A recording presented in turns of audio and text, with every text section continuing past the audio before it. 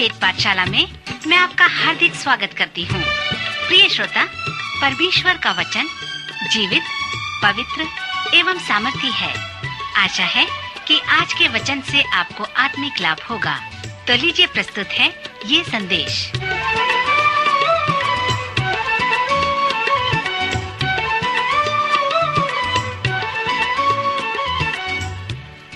नमस्कार श्रोता मित्र, वेद पाठशाला कार्यक्रम में आपका हार्दिक स्वागत है। यह संपूर्ण पवित्र शास्त्र के सर्वेक्षण का एक भाग है।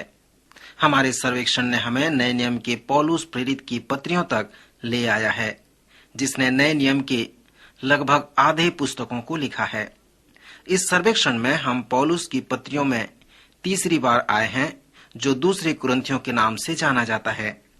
पौलुस की इस पत्री में परमेश्वर चाहता है कि प्रत्येक विश्वासी परमेश्वर की सेवा के विषय में अनुभव प्रदान करे।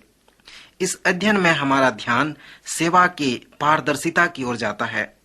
अब कुछ वचनों को सुने जो परमेश्वर के कार्य के विषय में लिखा गया है, जिसमें परमेश्वर ने हमें बचाया है और जिसके लिए उसने हम सबको बुलाया है, जो अपने आप को मसीह यीशु का चेला मानते हैं। यदि हम बेसुध हैं तो परमेश्वर के लिए, और यदि हम चैतन्य हैं तो तुम्हारे लिए, क्योंकि मसीह का प्रेम हमें विवश कर देता है, इसलिए कि हम यह समझते हैं कि जब एक सब के लिए मरा तो सब मर गए, और वह इस निमित्त सब के लिए मरा कि जो जीवित हैं वे आगे को अपने लिए न जिएं, परंतु उसके लिए जिएं जो उसके लिए मरा और जी भी उठा। सो अब से हम किसी को शरीर के अनुसार न समझेंगे, और यदि हमने मसीह को भी शरीर के अनुसार जाना है तो भी अब से उसको ऐसा नहीं जानेंगे। सो यदि कोई मसीह में है तो वह नई सृष्टि है, पुरानी बातें बीत गई हैं, देखो वे सब नई हो गईं। और सब बातें परमेश्वर की ओर से हैं, जिसने मसीह के द्वारा अपने साथ हमारा मेल मिलाप कर लिया और मेल मिलाप की सेवा हमें सौंप दी है। अर्थात परमेश्वर ने मसीह में होकर अपने साथ संसार का मेल मिलाप कर लिया और उनके अपराधों का दोष उन पर नहीं लगाया, और उसने मेल मिलाप का वचन हमें सौंप दिया है। सो हम मसीह के राजदूत हैं, मानो परमेश्वर हमारे द्वारा समझाता है। हम मसीह की ओर से निवेदन करते हैं कि परमेश्वर के साथ मेल मिलाप कर लो। जो पाप से अज्ञात था, उसी को उसने हमारे लिए पाप ठहराया कि हम उसमें होकर परमेश्वर की धार्मिकता बन जाएं। और हम जो उसके सहकर्मी हैं, यह भी समझते हैं कि परमेश्वर का अनुग्रह जो तुम पर हुआ है व्यर्थ न रहने दो। श्रोता, जब पौलुस ने रोमियो को अपनी पत्री लिखी, तब उसने हमें धर्म विज्ञान का एक श्रेष्ठ ग्रंथ रत्न दिया है, और जब उसने कुरिन्थियों की पहली पत्री को लिखा तो उसने हमें पास्तरी धर्म विज्ञान का श्रेष्ठ ग्रंथ रत्न दिया। उसने हम सबको जो पास्टर हैं बताया गया है कि कैसे उन सभी समस्याओं का समाधान करें जो हमारी कलीसियाओं में आज समस्या हैं। पर जब उसने कुरिन्थ के दूसरी पत्री को लिखा है तो उसने हमें सेवकाई के विषय में श्रेष्ठ ग्रंथ रत्न दिया है। यह बहुत आवश्यक बात है, क्योंकि कुरिन्थ शहर में जो लोग थे वे पौलुस प्रेरित के प्रेरित होने से प्रश्न खड़ा कर दिए थे।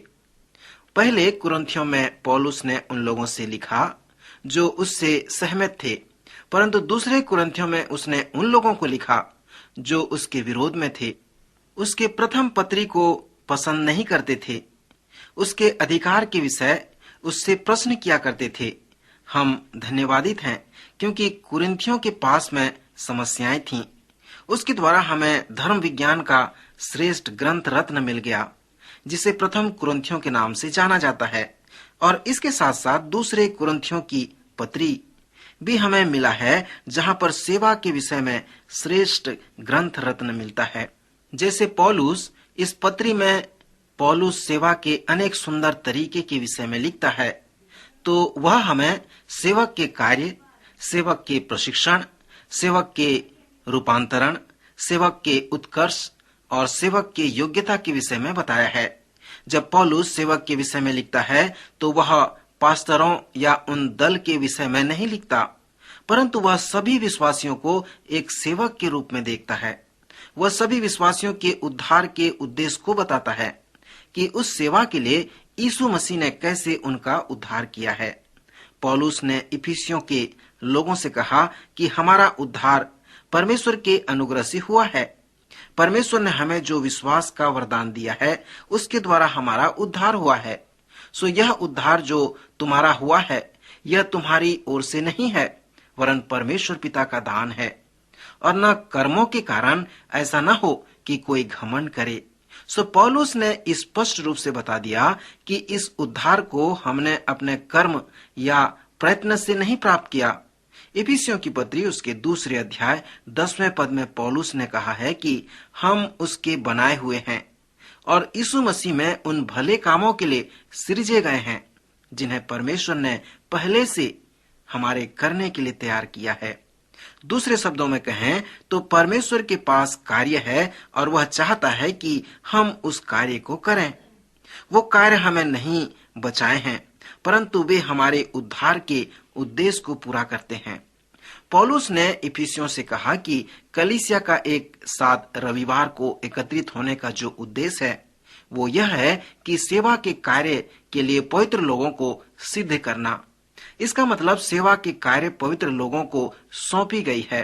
मैं विश्वास करता हूं कि इफिसियों के 4 अध्याय उसके 12वें पद दूसरे कुरिन्थियों की पत्री की एक महान कुंजी पद है, क्योंकि चर्च अभी तक पौलुस के उस शब्द के दर्शन को नहीं अपनाया है। जब तक हम उस वचन के सत्य को नहीं समझेंगे, उसे नहीं जानेंगे, तब तक हम संसार में सुसमाचार नहीं फैला सकेंगे।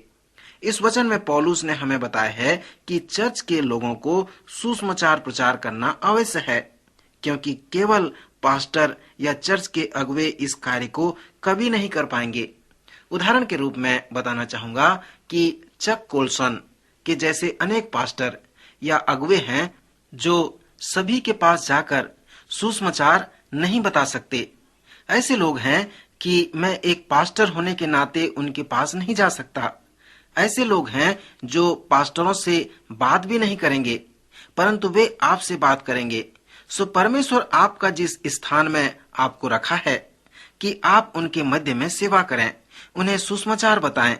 यहाँ पर और अन्य लोग हैं या मैं नहीं जा सकता, आप उस स्थान में जा सकते हैं कि आपका पास्टर वो स्थान में नहीं जा सकता।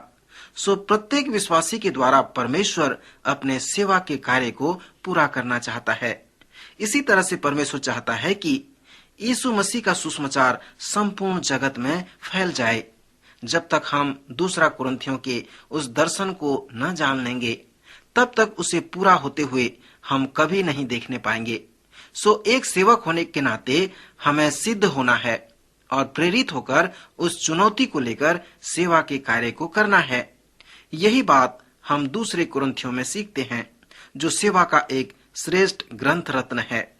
और इसी तरह से परमेश्वर अपनी सेवा के लिए सेवकों को तैयार करता है। कुछ समय पहले मैंने एक चर्च के समुदाय से एक समिति के विषय में सुना, जो 1.5 वर्षों से एक पास्टर की खोज में थे। सो वहां के सभापति ने एक रात में मीटिंग बुलाया और उनके पास इसके लिए एक आवेदन पत्र आया था।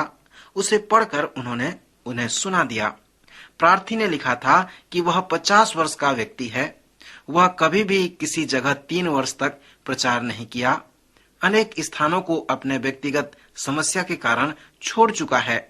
वह 3-4 वर्ष तक जेल भी गया था। उसका स्वास्थ्य भी ठीक नहीं रहता है। कुछ लोग उसे पसंद भी नहीं करते हैं, उसकी हत्या भी करना चाहते हैं। पर यदि आप मुझे उपयोग करना चाहते हैं तो मैं अपनी ओर से पूरी कोशिश करूंगा कि आपको अच्छी सेवा दूं और परमेश्वर की सेवा करूं। तब सभापति ने समिति के सभी लोगों से पूछा कि वे इस व्यक्ति के विषय में क्या सोचते हैं। एक व्यक्ति ने कहा, इस प्रकार के व्यक्ति को हम कैसे अपना पास्टर बना सकते हैं, जिसका स्वास्थ्य ठीक नहीं रहता, जो जेल गया है, जो समस्याओं से घिरा हुआ है। तब सभापति ने कहा कि आप पौलुस के जीवन को देखो। यदि वह आज हमारी कलीसिया में आवेदन करता तो क्या आप क्या करते? क्योंकि पौलुस प्रेरित एक महान सेवक था, एक महान लेखक था, एक महान शिक्षक था, एक महान चर्च निर्माण करने वाला व्यक्ति था। वह एक महान पास्टर भी था। उसने कहा है कि वह परमेश्वर के अनुग्रह से अन्य प्रेरितों से अच्छा और सार्थक प्रचार कर सकता था। जबकि कुरिन्थ के लोग पौलुस को प्रेरित नहीं मानते थे, परंतु पौलुस ने उनसे कहा कि तुम मेरे प्रेरिताई का स्वयं प्रमाण हो, क्योंकि जब मैं कुरिन्थ में आया तो तुम मूर्ति पूजक थे, क्रूर व असभ्य लोग थे, पर अब तुम मसीह में हो। मेरा प्रेरित होने का जो प्रमाण है वो यही है कि तुम्हारा जीवन बदल गया है।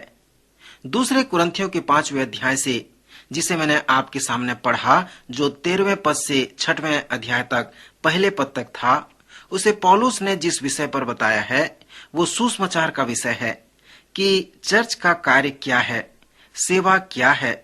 इस लेखांश में पौलुस ने यह भी बताया है कि उसके अद्भुत सेवकाई का व्यक्तिगत कारण क्या हो सकता है, कौन उन्हें प्रेरित करता है।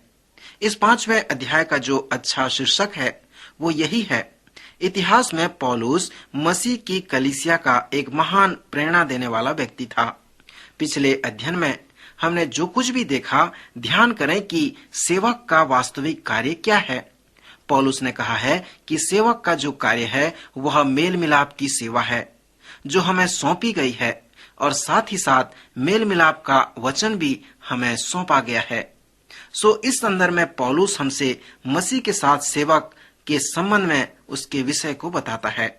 पौलुस के ऊपर दोष लगाया गया कि वह बेसुध है। फिर भी उसने कहा कि अब से हम किसी को शरीर के अनुसार न समझें, और यदि हमने मसीह को भी शरीर के अनुसार जाना था तो भी अब से उसको ऐसा नहीं जानेंगे। पौलुस उन दोष लगाने वालों को उत्तर देकर कहता है कि तुम सही हो, मैं बेसुध हूँ, क्योंकि तुम्हारे जीवन के केंद्र से मेरे जीवन का केंद्र अलग प्रकार का है। क्योंकि मेरे संपूर्ण जीवन का केंद्र मैं नहीं वरन मेरा प्रभु यीशु मसीह है। मित्र, इस लेखांश में ध्यान करें कि पौलुस ने मसीह के साथ अपने संबंध को किस प्रकार वर्णन किया है। इस प्रकार बताकर पौलुस सभी मसीह के सेवकों को और सभी विश्वासियों को एक नमूना दे देता है। पौलुस लिखता है कि सर्वप्रथम आप सबको समझना है कि तुम जो कुछ भी हो वो मसीह के द्वारा और मसीह के लिए हो। फिर पद 18 में वह मेल मिलाप के आश्चर्य कर्म के विषय में बताता है कि सब बातें परमेश्वर की ओर से हैं, जिसने मसीह के द्वारा अपने साथ हमारा मेल मिलाप कर लिया है और मेल मिलाप की सेवा हमें सौंप दी है। और जिनका मेल मिलाप हो गया है और जो जीवित हैं, वे आगे को अपने लिए न जिएं, परंतु उसके लिए जिएं जो उनके लिए मरा और जी भी उठा। श्रोता, प्रभु यीशु मसीह आपके लिए मर गया, गाड़ा गया, जी उठा। क्या आप उसके लिए जीना पसंद करेंगे? प्रभु इस प्रश्न पर मनन करने के लिए आपकी सहायता करे। आज के वचन द्वारा प्रभु आपको आशीष दे। अभी आप सुन रहे थे कार्यक्रम वेद पाठशाला। श्रोता, हमें विश्वास है कि इस कार्यक्रम के द्वारा आपको आशीष मिली है। यदि इस कार्यक्रम के विषय में अधिक जानकारी प्राप्त करना चाहते हैं या बाइबल अध्ययन से संबंधित कोई प्रश्न हमसे पूछना चाहते हैं, तो आप हमें इस पते पर लिखें।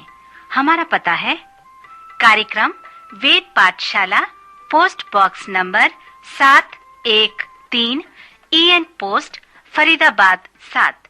पता एक बार फिर सुन लीजिए। कार्यक्रम वेद पाठशाला, post box number 713, EN post, Faridabad 7। आज के कार्यक्रम का समय यहीं पर समाप्त होता है। अगले कार्यक्रम में आपसे फिर भेंट होगी। तब तक के लिए नमस्कार।